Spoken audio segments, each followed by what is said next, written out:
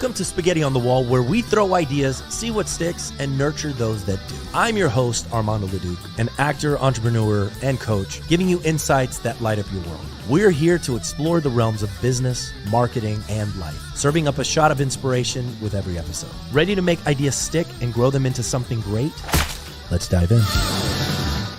What is up? Another exciting day. How are things going on your end? It's an amazing day. It's a rainy day in Fort Lauderdale, but it's good.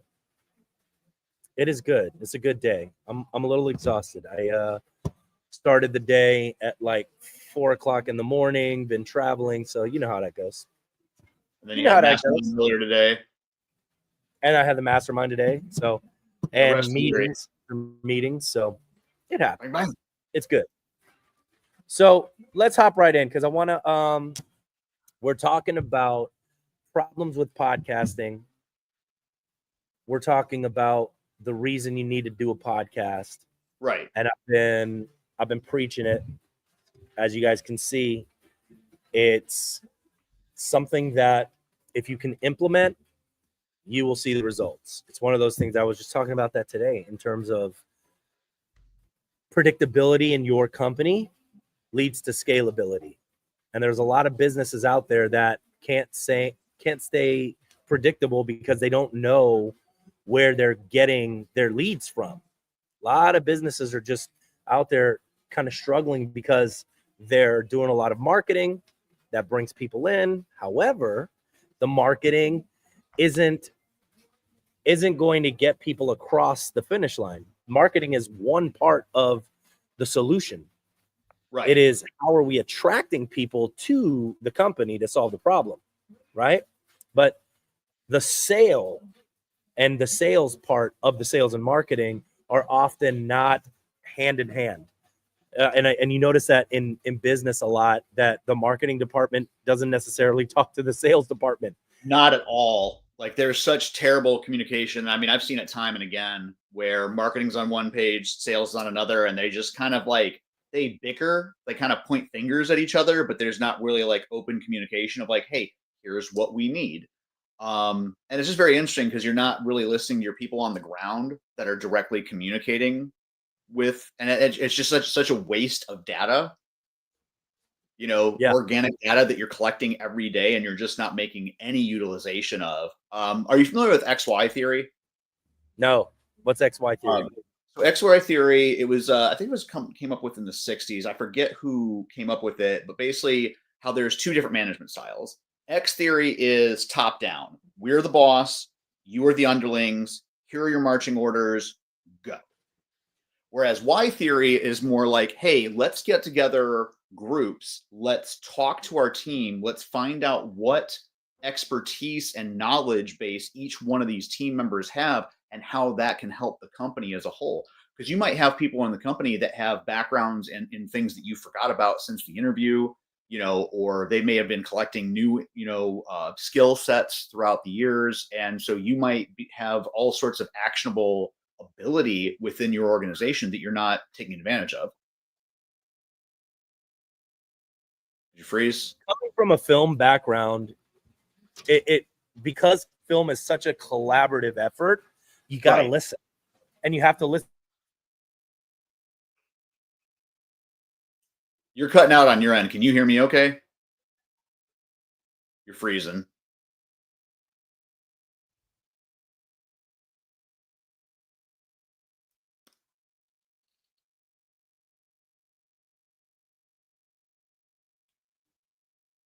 I have no idea if we're still streaming or not. Hello? Hey, now I can hear you. Okay. Yeah. We just hotel Wi-Fi giving you a hard time? Yeah. So, all right. But what I was saying is in film, it's such a collaborative environment, right? And when you can listen to your people and when it's collaborative in your business, I think that's where a lot of the great ideas come from, right? And so I want to make sure. Can you hear me okay? Yeah. Okay. So when I'm coming together and I'm like, all right, I want to create a system that marries the sales and the marketing together so that as one is happening, it's also affecting the other, but that they're working hand in hand. And so that's why we created the podcast method, is because what we're doing is we're going, okay, how do I connect with the right people, referral partners, actual prospects, clients that love what we're doing and that we can get case studies from, right? It's just a catch-all. It's an amazing vehicle to help you cross and check off all of those different boxes, right? Okay. And so the number one problem with podcasts that I think people are having is they're too focused on the viewership aspect, and they're not focused enough, in my opinion, on the human connection aspect, right? Okay. They're just, I want views, I want views, I want views, vanity metrics. Who's watching this thing, right? Yeah. I don't necessarily care that much about who's watching this, because I know that if I bring somebody on my podcast and I'm connecting with them in a great way, that relationship can move into exponential growth for my business. Well, right? Also the power of that connection, which you've talked about a lot of times, the way that the fact that it's an authentic rapport building, it's not small talk. It's not, hey, how was the college game this past weekend, and then, hey, here's my sales pitch. You're getting to know this person, and your sort of unique way of going about this, which is something that opens it up to the podcasting, is not just making a more thorough connection with somebody, like really plugging somebody into your network and plugging in with them. So what are the so what should people be focusing on then in creating their content and their podcast? I think if you're just starting out, if your podcast is either non-existent or it's like maybe 20 episodes, right? I think that you've got to create the vehicle in order to have a sustainable business model for the podcast itself, right? Because doing a podcast is a heavy lift, right? You're right. There's a lot of aspects. Finding the people, shooting it, editing it, distributing it. Like, there's a lot of facets to the podcast. And so we want to make it a profitable endeavor. So what I'm telling people is, okay, figure out what you want your podcast to be about. Figure out who you want to talk to, who is the target market, who do you help? And then from there, let's invite people that are in the industry. Let's invite those people to the podcast so that we can roll into help conversations or sales calls, if you want to call them sales calls, right? But hopefully you're in business to help people. So for us, it's been extremely easy. And for the clients that we have, it's extremely easy to connect with somebody on a human level through a podcast, because we're giving them the time to talk about themselves, talk about their business, talk about how they create impact, give them what my friend Matthew calls ego bait, right? Ooh, I like that. Yeah, I did too. I was like, oh, that's cool. So, if you give people these things, and there are tons of books written on the subject, right? How to win friends and influence people, right? All of those things it's just tapping into what makes people tick. And like I said before, when I first started the podcast, is that people are predictable, that marketing is predictable, scaling a business is predictable. All of that stuff is very predictable if you implement correctly. And so for us, if I want more revenue at the end of 6 months, I want to increase my revenue. What do I have to do? And I'm not even talking about podcasting. I'm just talking about strictly in sales. Like, how do I bring in more business? Got to be closing deals. And how do I close deals? Referrals, renewed business. 100%. But the bottom line is, it's the law of averages. I just need to talk to enough people, right? Right. What are the statistics on Babe Ruth? How many times did he strike out, right? And he's one of the best hitters in history, right? Right. Michael Jordan, how many times did he miss shooting the ball, right? But he was one of the best basketball players of all time. Sales is the same way. But here's the problem. The problem is people in the sales process, they get too hung up on getting rejected, right? And they take it personally. The rejection just gets to you, right? And what happened, and that's why the sales position is such a volatile and churn position, right? Is because these People get burnt out.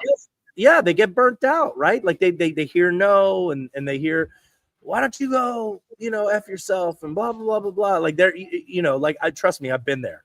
How many times have you just been on a sales call, or a cold call, and they're all like, why are you bothering me? Mm-hmm. So I mean, honestly, the best like balm I've found for that is if I just get absolutely chewed out on a call, like I'm just feeling like absolute trash, I just jump immediately in the next call. It's like, there's a better way. Okay. There's a better way. I don't want you to have to go through that. Don't you want to, on a sales call, right, have them look forward to wanting to talk to you? Wouldn't you want on a cold call? Wouldn't you want on a cold call this person to want to call you back, and every single person that you speak with not treat you like you are the scum of the earth? Wouldn't that be amazing?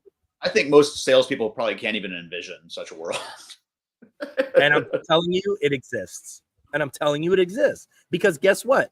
If Gideon, you're living your life, right? You're living in your world. You have an assistant, and I'm like, Gideon, I would love to have you on my podcast. It's called Partnership for Profit. It's next Tuesday at 2 p.m. Would love for you to talk about your book and how you how you became an author, and tell me about your fire story and all of that stuff, right? Mm-hmm. And that's the first touch. That's the cold call. Do you think that you're going to call me back? I mean, that's a good point. Yeah. You will. Right. Because it's ego bait. Because I'm not selling you anything. I'm giving you an opportunity to talk about yourself, to put you on a stage, right? And talk about, talk about how amazing you are. So now in the sales process, and look, I developed this system because I know what the problems are with sales, right? I've been there. I've done the cold calls. I've sold door to door. You know what I mean? Like, I've done that. And just like you, right? Like when you get on a call and somebody chews you out and you're like, ugh, right, I got to get on another call, right? Like, that sucks. Nobody wants that. Right? So I'm telling you, a better way. All right. Better way. So if I'm giving you an opportunity and I'm giving you a vehicle in which you can connect with somebody from the get-go, immediately they're going to like you.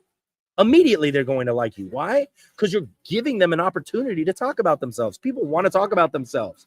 They want to. The fact that you're giving people free curated content is just mind-blowing. Like, because I mean, if you really monetize what your upfront gift is, like what you do upfront, like it would easily be, $5-10 grand easily of what you're just giving away initially. Yeah. Like, hey, here's a free podcast. Here's a video. You can go ahead and disperse this amongst all of your social media channels. That's such a high value lead magnet. It is the best thing out there right now. Right. And so if people could just flip the paradigm on what they think a podcast should be and get into what it can be, right, then the game immediately changes. There's a reason why you test drive a vehicle, right? Because when you test drive it and you're in it, now you're experiencing it real time, right? And I don't care what business you're in, right? If you're an attorney, if you're a plumber, if you're a managed service provider, if you're in med spas, plastic surgery, whatever. If I'm trying to connect with someone that also has the ear of my clients, right? Which is why you want to, the podcast, if you really want to 10x your growth in the next 6 months to a year, he left. But if you really want to 10x your growth here in the next 6 months to a year, right? 10x growth.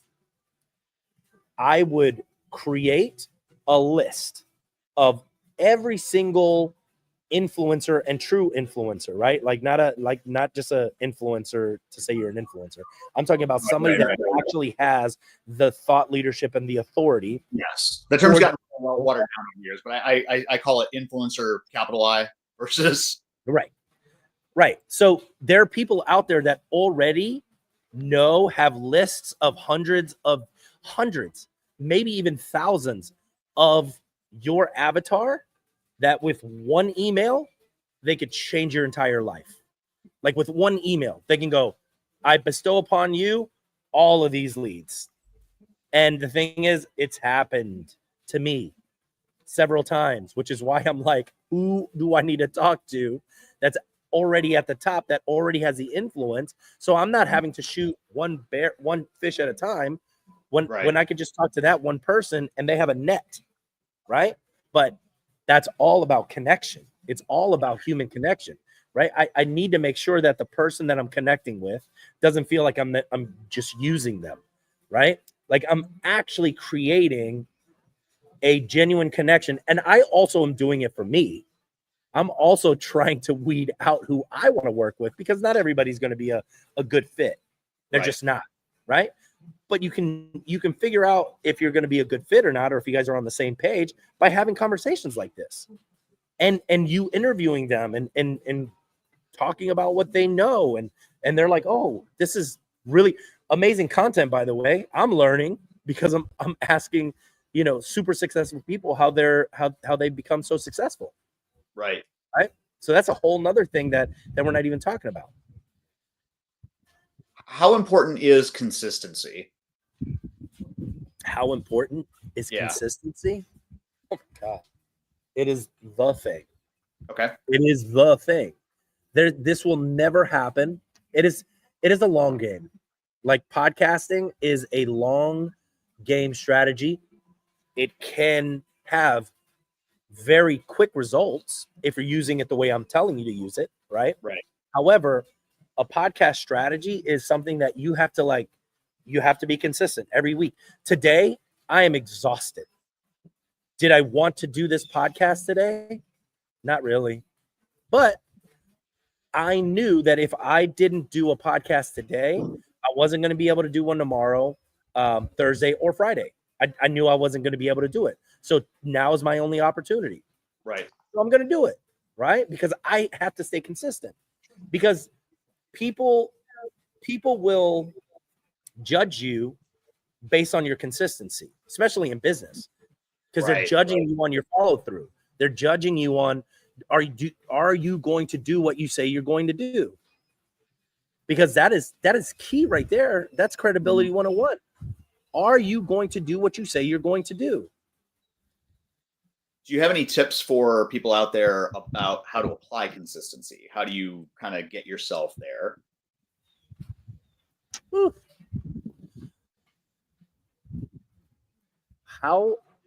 I think consistency comes from belief. Okay. Right? I truly believe, because I've done it for as long as I have, that if I stick with something long enough, that I will break through, right?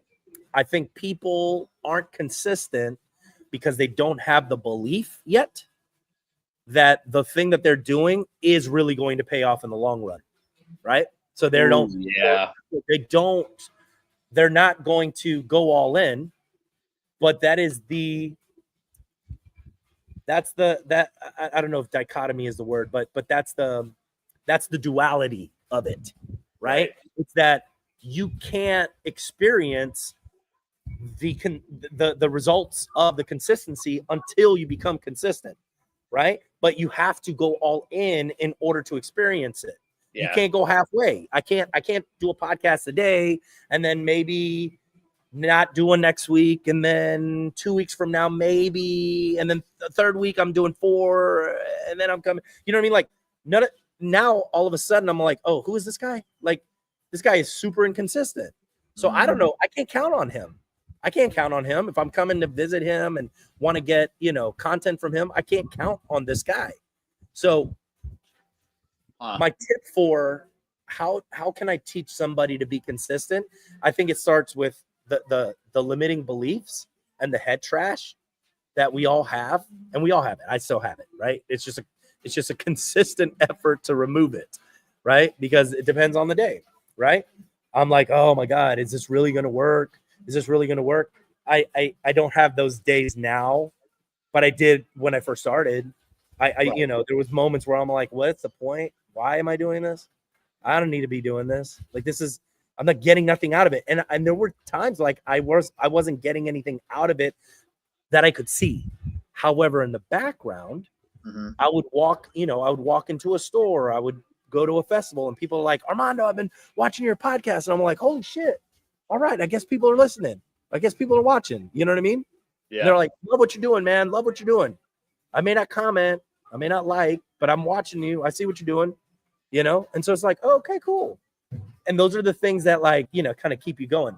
I will say having mentors, being a member of masterminds, being around other people that are consistent and that are doing things, and being in that environment keeps you going, right? And keeps you understanding that consistency is key. All right. Now let's talk about a little bit about identifying your niche, the importance of that, and then maybe how one can go about that. Another tough decision to make, right? And me and you have talked about it. Oh yeah. Right? How long have we been talking about it, Gideon? Me and you, about your niche? 2 years, I think. 2 years. Yeah. I fought it for 4 years. Okay. I fought it, right? I would have Audi of New Orleans. I would have Haunted History Tours. I would have personal injury attorney, divorce attorney, an MSP, crypto. Yep. And what was happening is we have very little amount of energy, right? Right. There's a finite amount of energy. If you're so spread out and you're chasing a bunch of different things, clarity goes out the window, consistency goes out the window. You can't duplicate yourself. You can't teach somebody to help you. You're constantly going to be in the seat. And so therefore you can't grow, right? And because you can't grow, you burn out, right? Because you can't find the people to help you because you're all over the place. You're chasing this, you're chasing that, you're chasing this. And because you don't have the energy. You know what help to ask for when you're spread out that far. 100%. It's like, I need help. It's like, okay, on which project? It's like, all of them. No, I mean, and yeah. And like you said, you said this about confused prospects don't buy. I would say you could also apply that a confused network can't help you. Yeah, great. Write that down. Yeah, for sure. Because it's absolutely true. Here are 3 words that I say to myself every day. And this is for all the visionaries out there. This is for all the idea people. Gideon, this is for you too, right? The idea people that have like 30 ideas per minute, right? I get it. I'm that guy. Purge, marry, simplify. Purge, marry, simplify. I do that on a daily basis. What ideas can I purge? Is this something that I need to be focused on? Is this in alignment with what I'm trying to do? No, then I get rid of it. Or is this a concept that I can marry with something that I'm already doing? Is this in addition to an idea that I already have? Great, then marry those 2 things together, right? And then simplify the thing. Simplify it. You can simplify it by purging and marrying. It's easy to be messy, right? It's harder to simplify things because you have to make choices about the direction you want to go to. But when you start moving all of the noise, and when you start simplifying your life and by purging and marrying, you can see the path. And then everybody can see the path. And clarity in the path allows you to go faster, right? Yeah. Think about a brush. right? And it's just brush and forest and all of that. And I'm trying to bring everybody through this forest, my team. I'm like, guys, come on. And they're like, all right. So they're chopping down, and they have one type of machete that cuts through a particular type of bark really well, right? And they're chopping. Well, because you haven't simplified the process, you have to now cut this tree down. So now we've decided as a team to stop what we're doing to figure out how to chop this particular tree down. When we could have just said, hey, all of the trees that we could cut down pretty easy are down this way, but you keep going in this direction, and then we're stopping, and then we're going in this direction, we're stopping, and we're going stopping, and then there's no traction, right? There's no movement. Mm-hmm. So that's why I keep trying to tell people and preach to simplify and niche down to one thing. Mm-hmm. You can do one thing, and then from there you can build up enough brand awareness so that people are attracted to that, for you to solve that one thing. And then once you have the money, then because you have the resources, right? Money, resources, people, then you can expand and do bigger things, right? Right. But I think a lot of people want to do all of the things, and because they want to do all of the things, they cannot move forward enough to get the notoriety, get the money, get the revenue, get the people, get the help in order to expand. So every single successful person that you know has started out with one thing, and then they expanded into like a broader sense. But people want to start with this broader sense, and it just doesn't work. And I think it comes from a place of like fear of missing out. It's like, okay, if I do all the things, I'm not going to miss out on anything. But then it's like you dilute yourself to where you're not. So for me, for instance, in the past few years, I made a conscious decision to kind of step away from stage performing and acting and hone in much more on my craft as a writer. And because I put myself out there more as a writer and an author, that has a lot more doors have opened up in that regard, because I'm focused in that place all the time now. And so I'm reaching out to people, and I send tons of emails and outreach and stuff like that. And not everybody replies, but the people that have replied, I've been getting more speaking engagements. I've been doing more festivals and conventions. And that was something that wasn't happening when my focus was split between writing and acting. Yeah. I'll tell you this, your confidence will grow tremendously when you also pick a niche and you get really good at that, because the swagger in which you speak changes. Right. Why? Because you know that you've been able to help the people in that niche, and you have the case studies to prove it. Yeah. Right. But if I was talking to a web designer the other day, because he was like, oh, should I help this person and this person and this person? I'm like, you're successful. He's a successful guy. He's doing his thing. I said, but wouldn't you want to really like just exponentially grow your business and get to a point where it does not have to be you like involved at all? The reason why I'm able to do this project Life on Bourbon right now, right, is because I've gotten to a point where I have the staff and I have the help and I have the resources to do those things, right? Yeah.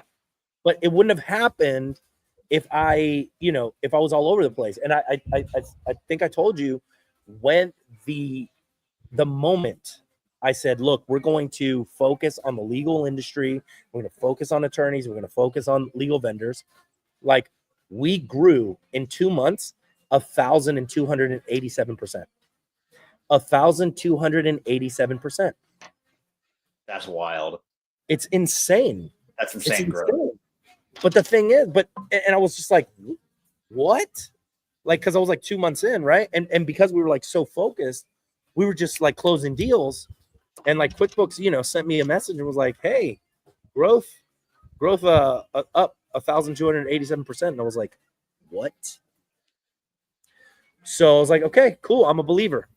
So there's another thing I'd like to touch on real quick, and I don't want to get quagmired in this, but I've thought about this repeatedly, and I've tried to share it to other people as well. Wins beget more wins. And I think when you niche down, when you focus, when you become intentional about what you're doing, you get more wins. And those wins both excite you, build your confidence, but also build your network, because now people are watching you win, people are watching you do things, and they're like, I want to work with this person. Yeah. Yeah. I think the reason why people want to chase the vanity metrics is because of celebrity of it, because there is some truth to that. Like there is a lot of power in celebrity, right? Like when people see you on a consistent basis and they're like, because they see you, they feel like they can trust you, right? Like, have you ever met Kevin Hart? I have not. No, right? But you see him all the time, right? He's everywhere. You feel like you can trust that guy. And I think I think the influencer market has caused a lot of confusion in this regard, though, because like we said, once upon a time, an influencer, you know what that person was an influencer of. You knew why that person was well known. And then it became, I just want to be well known. It's like, okay, for what? I just want to be well known. It's like, okay, well, how are you going to become well known if you don't even know what you're putting out there? Yeah. You got two types of people, right? People that love journey and liars. I'm just kidding. There's two kinds of people in the world, right? You got your people that have influence, that are extremely smart, have a lot to share, can really impact, and those folks are scared to get on camera and share their story and share their stuff, right? Like I know those people. I know a bunch of those, right? And then you have people over here that love to be on camera, have nothing really to offer, don't have any life experience, right? Right.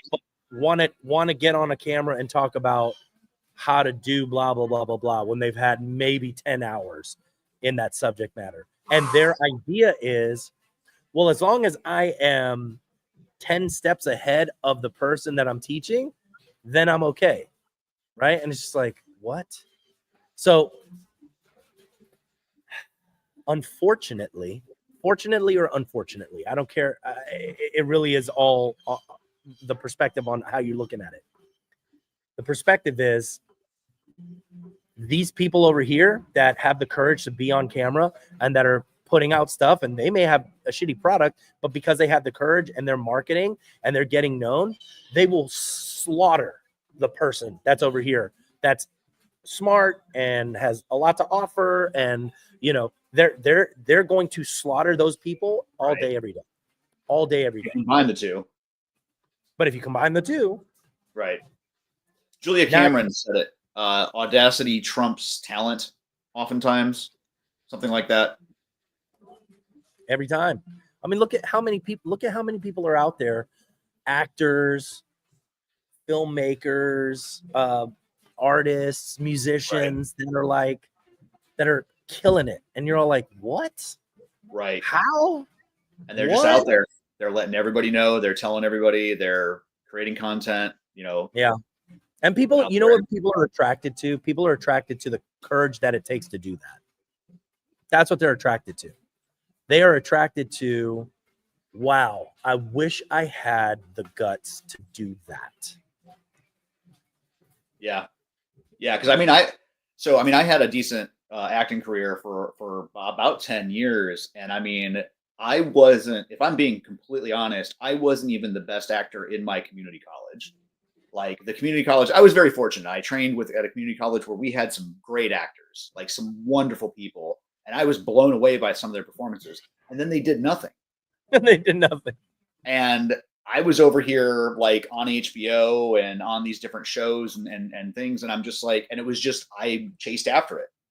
I put myself out there over and over and over again. And I mean, batting average. But there was people, they're like, how are you doing this? I'm like, I'm just trying at it, Gotta have the courage to get told no. Right. How many times did you get told no? Quite a few. More times than yes. Way more. Yeah. Dude, I was doing a tally and I lost count. But when I was auditioning, right? I've done, I think, 65 like well-known television and film projects, right? Okay. Like actual well-known projects that people would like, oh, recognize. All This right. is not even counting industrials and commercials and indies and all of that, right? That I did. The amount of auditions that I had to go on in order to get the 60, Yeah. over 1,000. believe it. Over 1,000. I believe it. That is, I mean, hundreds of times being told, get out. Nope, not gonna happen. Don't call us, we'll call you. Yeah. No, But don't sales use is the it. same thing. Don't do it. Sales is the same Sales thing. is You the got to be same willing to thing. get told no Business is the over and same over thing. again. Yeah. Yeah. So it just goes back to that. It just, get started.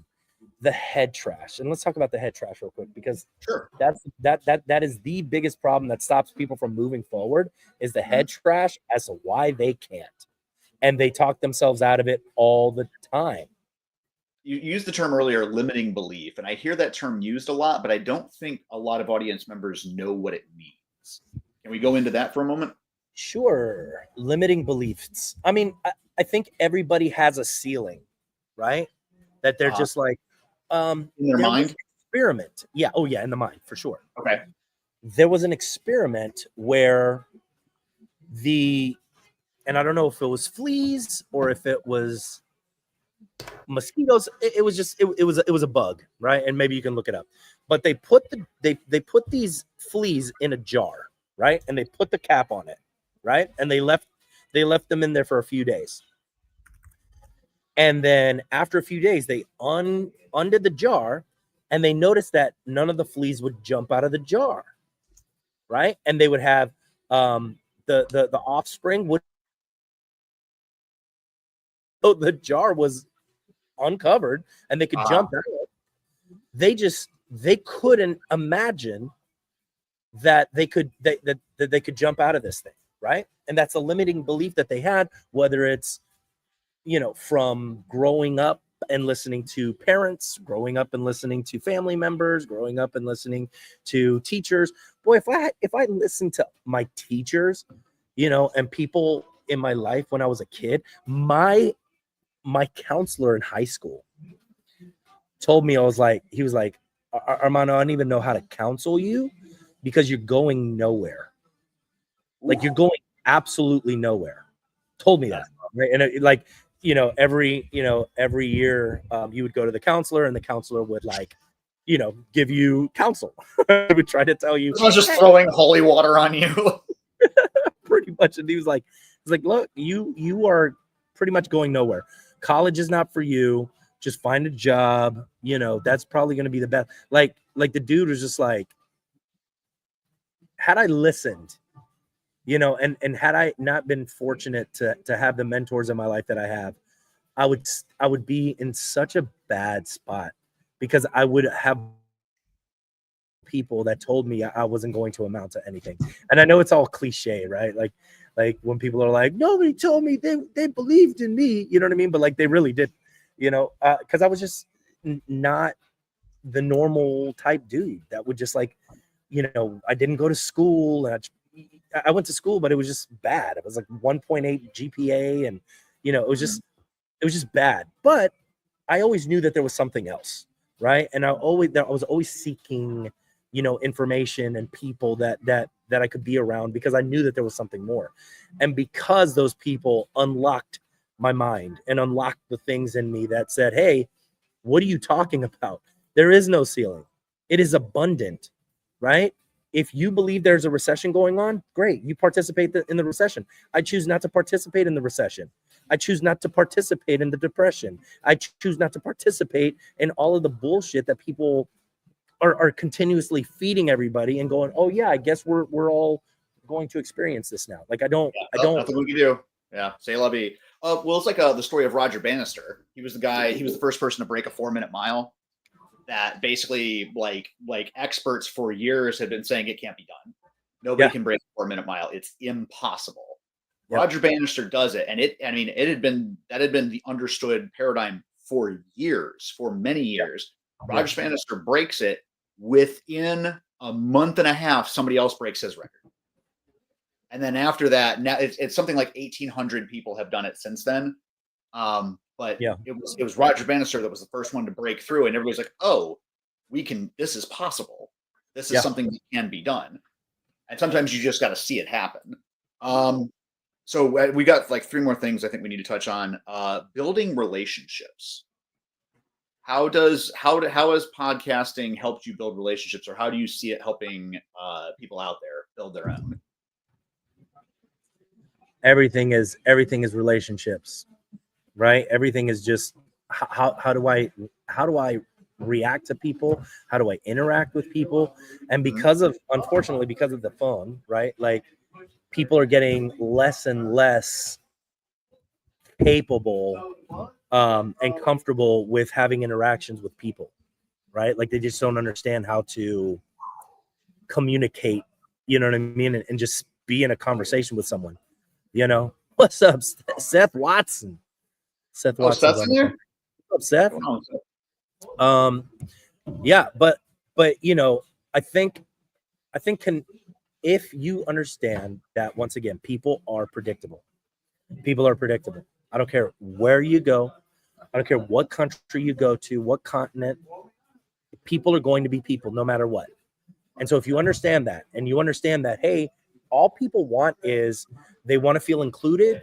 They want to feel respected. They want to feel heard. They want to feel seen. They want to feel important, right? They want to feel loved. And that's everybody. Everybody wants that, right? Yeah. So if you can connect with people and understand that this is what people want, and it's a reciprocal thing. I want that too, right? Like, I want to connect with you, right? And as a result, I'm pouring into you. You're helping me out. We have a relationship. Things are good. You know what I mean? And like, that's how you continue to build. Which, viewers at home, whether you believe it or not, that's also a skill you can acquire. So if this is something you're not good at, doing this, getting out and doing it more, you will make yourself be good at it, get better at it. 100%. Yeah. The more you do it, the easier it gets. That's just that's just the bottom line. The more you do it, the easier it gets. And embracing the suck, because it's going to suck at first. You're just not going to be that great at it. And that's okay. You don't have to be great at it. Right? Like, you're just not going to be great at everything. But at the beginning, you learn. You fall. Yeah. You get back up. You fall. You get back up. You figure that out. Oh, I'm not going to fall that time. Oh, I didn't fall that time. Okay, great. Now I'm walking. Now I'm running. Now I'm flying.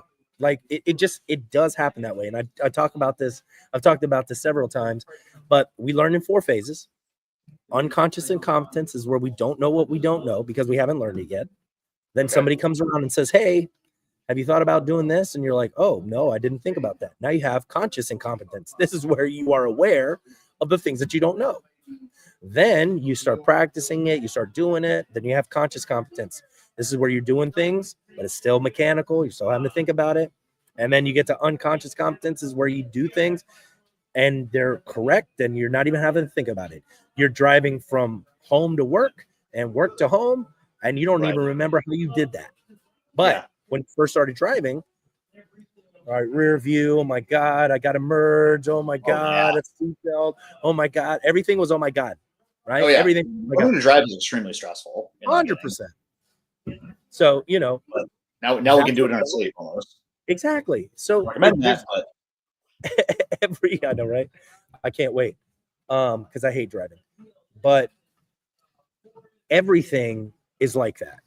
And this is no different, right? So if this is something that if you're wanting to grow a business, if you're wanting to grow your brand, if you're wanting to build an authority, if you want to have a place to connect with your people, your community, your audience, your prospects, your clients, then for me, podcasting is just like I said, the number one vehicle right now to help you accomplish all of those things at the same time. This podcast right here, what are we doing? Right? You're helping me ghostwrite a book. Yep. What are we doing? We're taking the table of contents, right. Of the book and talking our way through it. asking me the questions that are going to go into the book. And then he's going You're giving away the sauce, man. I know. But you know what I mean? But like, I know, but I want, but here's the thing. How many people are going to do it? Implementation.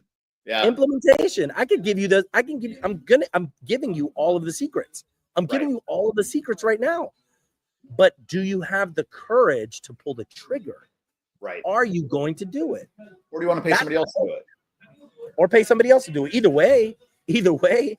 Right. Like there's a really good book, Who Not How, by Dan Sullivan. Okay. And that's my philosophy. It is who, not how. I go into my meetings with with the people, and I go, here's the issue. Not how are we going to solve this? Who's going to solve this? Who are we going to find to solve this problem? Interesting. I don't sit there and try to figure out what the issue. I know what the issue is. How to fix that issue? I know that there's 100 people that are more qualified that could get that thing done in like quarter of the time. I just need to find out who that person is. Okay. And then I find that person, and then they go and solve the problem for me. I mean, playing to people's strengths definitely an advantage to that, knowing what they are. How can people get clear on their workflow? Oh boy, that is a heavy lift, my friend. All right, that is a heavy lift. This is what I recommend. I'm terrible at processes, procedures, and systems. I know I need them, which goes back to who, not how. I'm very blessed and happy to have brought on somebody in my organization. His name is Cannon, who has that mind. I was mentoring him. He was a videographer in San Antonio. And I was just kind of talking to one day about what his day looks like and how does he spend his time. And I was like, let me see your schedule.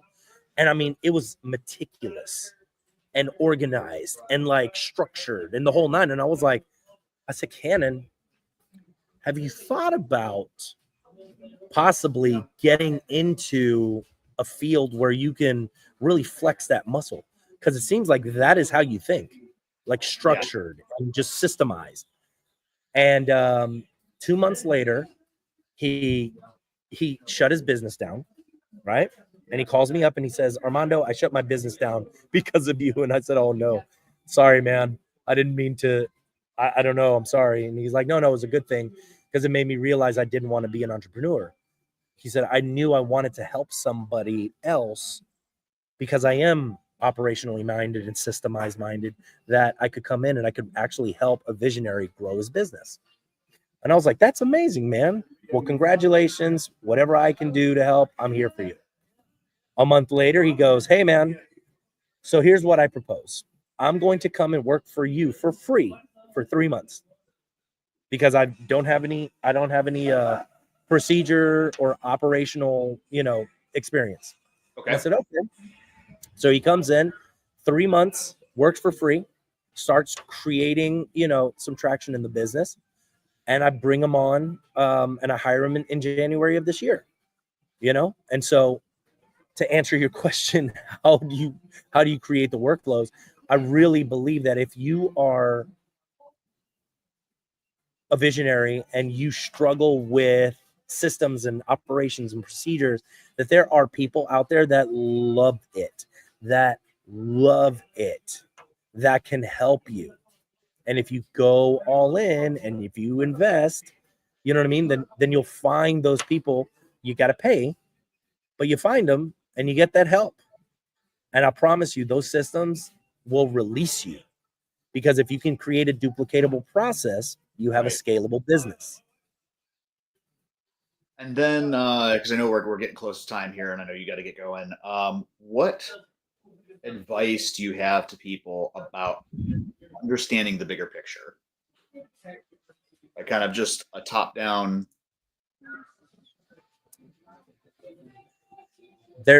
There's a book, and I've preached this book. If you've been to the masterminds, you understand how impactful this book has been. And it's called The 6 Types of Working Genius by Pat Lencioni. Familiar? And there are people that they're just predisposed to thinking big. They're just predisposed to it. Like me, right? You, 30,000 foot view type visionary people that have ideas for days. They just think in big picture. So if you are an individual that struggles with big picture, I would recommend finding a Gideon, an Armando, a visionary person that you can team up with, so that you can pour into that vision, because you'll know if you're a visionary, because you won't be able to stop with the ideas. You know what I mean? Like, there'll be an insatiable, you will know, right? Like, whether you're a big thinker or not. And here's another thing that I want to say is that there is no shame in being who you are. I think there's too many people out there that are trying to compare themselves to other people on how they are and how they act, on how they look, on what they're doing. Right. And they're diminishing and living in shame about what their strengths are and how they're living authentically. And so that's why I think that book was so impactful for me too, is that it finally released me from trying to compare myself to other people. Right. And understanding a fish will think it's a failure if it's compared on its ability to fly. Yes. Yeah. And I lived that way for so long because like, oh, I wasn't good in school. I didn't go to college. I didn't do this. I didn't do that. Right. But then I stopped comparing myself and I go, oh, you know what? What are the blessings that I have? Oh, I got 1,000 ideas. What a blessing. What a blessing to have that. If you're structurally minded, what a blessing. If you have tenacity as one of your strengths, what a blessing. If you're, if you're a supportive person and you're like, hey, I don't necessarily want to be in the brainstorming part of things, but if you want me to execute on this, I'll execute all day. There is pride in that. Yeah. And so have pride in who you are and live authentic and try not to, I know it's hard, but try not to compare yourself to other people. You don't have to do that. You just live authentically yourself, man. Be free. Be free. That's my TED talk. All right. I think we hit all the notes that I had written down. Great. So, once again, if you guys want to reach me, hit me up. I'm LeducEntertainment.com. I'm all over social media. If you guys need help, I'm here to help. So I appreciate you guys, and we'll see y'all next week. Gideon Hodge. GideonHodge.com if you need any assistance from me as well. There you go.